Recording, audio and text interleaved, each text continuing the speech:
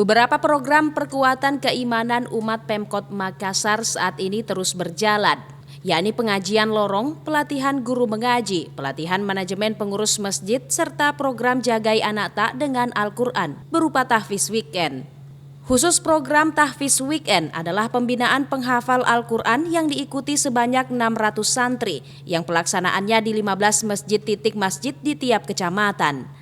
Kabag Kesejahteraan Rakyat Setda Kota Makassar Muhammad Syarif mengatakan, tahfiz weekend sudah 3 tahun berjalan dan telah melahirkan penghafal Al-Quran kurang lebih 1.800 anak, yang mana diharapkan melalui program tahfiz weekend, pemerintah Kota Makassar dapat melahirkan para tahfiz baru setiap tahunnya.